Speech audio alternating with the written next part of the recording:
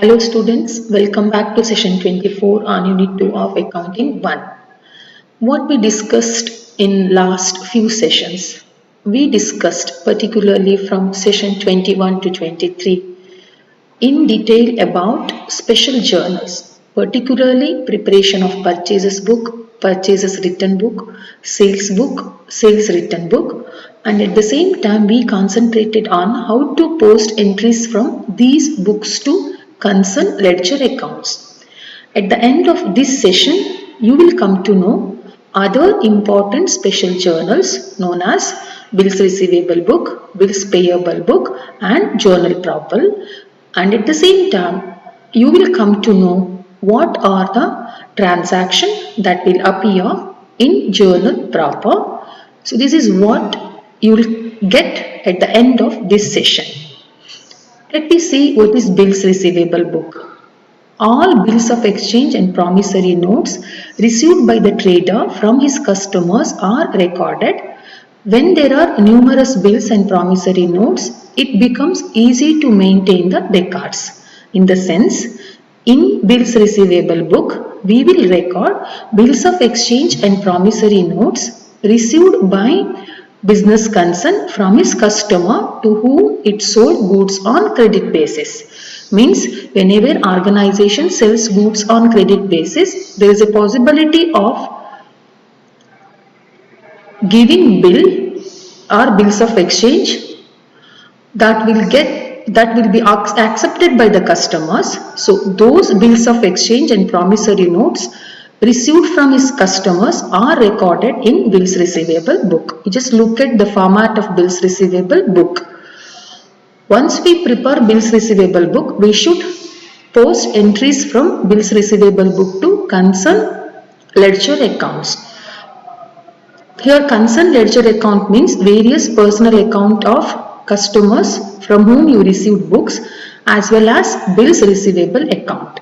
Personal account of each party from whom you received bills or promissory notes have to be credited by entering by bills receivable account, and bills receivable account should be debited with monthly total of bills receivable book as to sundries. Means whenever you receive bills from customer, journal entry is bills receivable account debtor to customer. That's why it should be debited to bills receivable account and credited to concerned customers or parties account.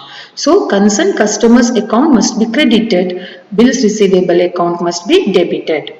This is all about bills receivable book. Bills payable book. All bills of exchange and promissory notes given by business concern to its creditor will be recorded in this book. In the sense, whenever you purchase goods on, you here means business concern.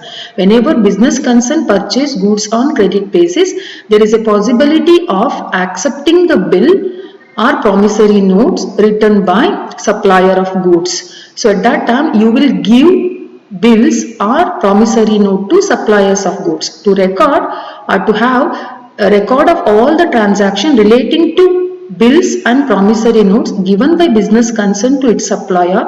A separate book is maintained called bills payable book.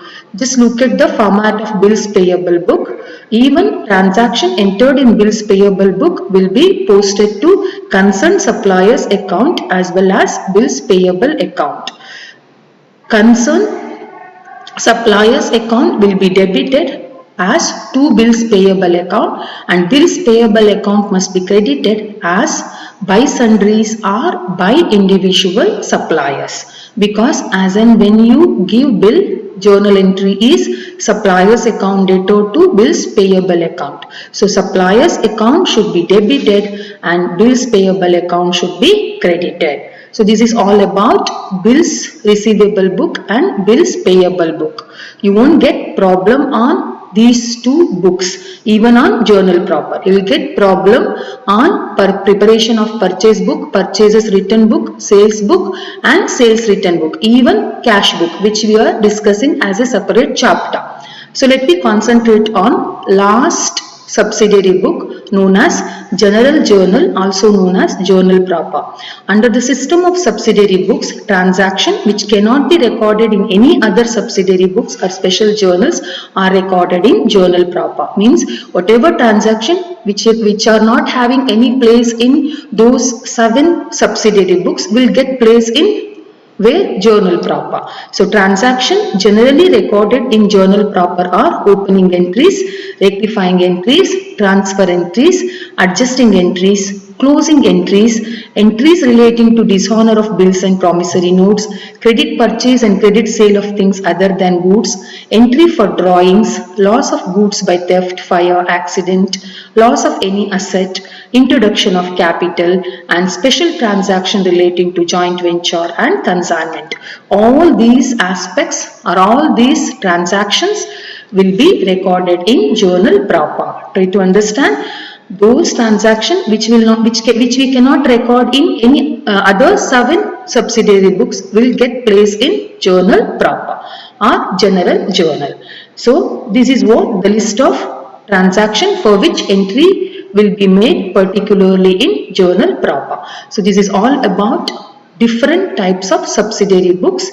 Once again, I am reminding you, we have not concentrated in detail on cash book because we are studying it as separate chapter, particularly in this sem itself. So that's why we are not concentrating on it. In this chapter, you should concentrate more on preparation of purchases book, purchase return book, sales book and sales return book. Theoretically, you should know all 8 journals or special journals or subsidiary books. Try to understand, you should know theoretically all these special journal, but when it comes to solving problem, you should concentrate on purchases book, purchase return book, sales book and sales return book. That's all. We will concentrate on cash book particularly in next chapter. Thank you.